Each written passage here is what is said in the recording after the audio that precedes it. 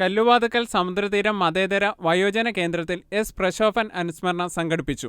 കല്ലുവാതുക്കൽ സമുദ്രതീരം മതേതര വയോജന കേന്ദ്രത്തിന്റെ ആഭിമുഖ്യത്തിൽ കൊടിമൂട്ടിൽ ശ്രീ ഭദ്രകാളി ക്ഷേത്രം മുൻ സെക്രട്ടറിയും കലാകാരനും അധ്യാപകനുമായിരുന്ന കൊടിമൂട്ടിൽ എസ് പ്രശോഭൻ സാറിന്റെ 2ാം ചരമവാർഷിക അനുസ്മരണം സമുദ്രതീരം ഓഡിറ്റോറിയത്തിൽ വെച്ച് സംഘടിപ്പിച്ചു.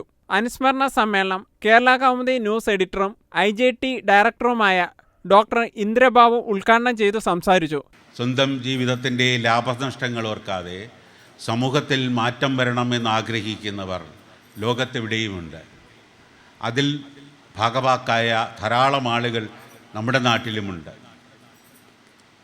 അതിൽ മുന്നിൽ നിന്ന ആളുകളിൽ ഒരാളാണ് എസ് പ്രശോഭൻ എന്നുള്ളതാണ് അദ്ദേഹത്തിൻ്റെ ഏറ്റവും വലിയ ശേഷിയും എന്താ പറയേണ്ടത് ഒരു അംഗീകാരം എന്ന് പറയുന്നത്. കളത്തറ കുടുംബാംഗം പ്രസന്നൻ അധ്യക്ഷത വഹിച്ച യോഗത്തിൽ ജയസിംഗ് സ്വാഗതം ആശംസിച്ചു.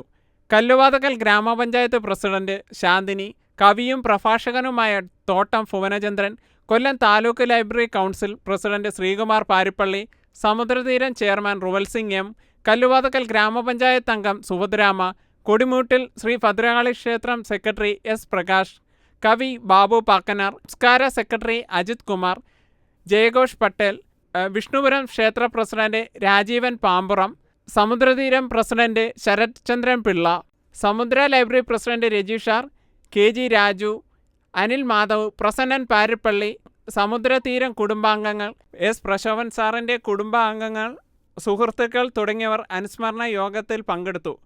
പ്രശോഭനെ കുറിച്ച് ഒരുപാട് കാര്യങ്ങൾ പറയുവാനുണ്ട്.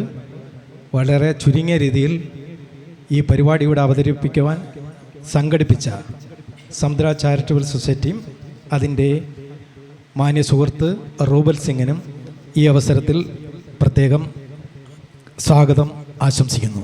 അപ്പോൾ എവിടെ എന്തിനു വേണ്ടി നിലകൊണ്ടു അവിടെ അവസാനിക്കാൻ കഴിയുക എന്നുള്ളത് അതുല്യമായ ഒരു ഭാഗ്യമാണ്. അപൂർവം ആളുകൾക്ക് മാത്രമേ അത്തരം ഭാഗ്യം ഉണ്ടാവൂ.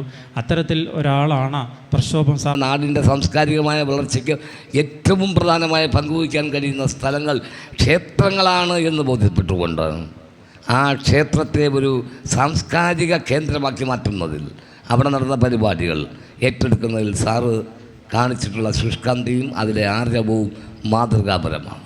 നമുക്കറിയാം, ഏതൊരു കാര്യം വിജയിക്കണമെങ്കിലും അതിന് സംഘാടന ശക്തി ആവശ്യമാണ്.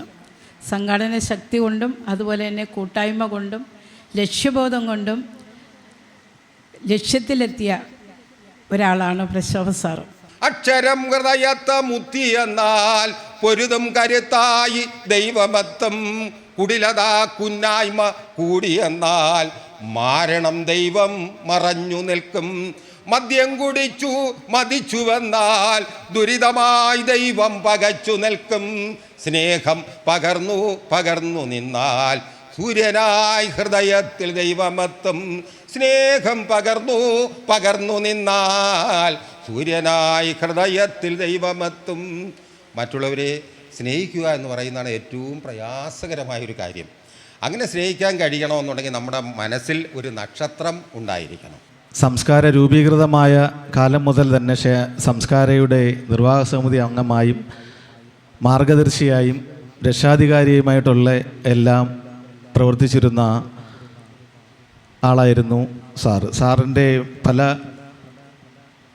നിർദ്ദേശങ്ങളും അഭിപ്രായങ്ങളും പിന്നീട് നമുക്കത് ബോധ്യമായിട്ടുള്ളതാണ്. പാരിപ്പള്ളിയെ ഒരു സാംസ്കാരിക കേന്ദ്രമാക്കി മാറ്റാൻ കഴിഞ്ഞത് നമ്മുടെ കൊടുമൂട്ടിൽ ശ്രീ ഭദ്രകാളി ക്ഷേത്രം ഉള്ളതുകൊണ്ട് മാത്രമാണ്. അതിനെ ചുക്കാൻ പിടിച്ച വ്യക്തിയായിരുന്നു Shri Prashobhan sir. Doctor R Jayachandran ചടങ്ങിന് നന്ദി പറഞ്ഞു. ഇവിടെ അനുസ്മരണ സമ്മേളനത്തിൽ പങ്കെടുത്ത എല്ലാ മാന്യ വ്യക്തികൾക്കും ഒറ്റവാക്കിൽ സമുദ്ര തീരത്തിന് വേണ്ടിയും സമുദ്ര ചാരിറ്റബിൾ ട്രസ്റ്റിന് വേണ്ടിയും നന്ദി അർപ്പിച്ചുകൊണ്ട് നിർത്തുന്നു.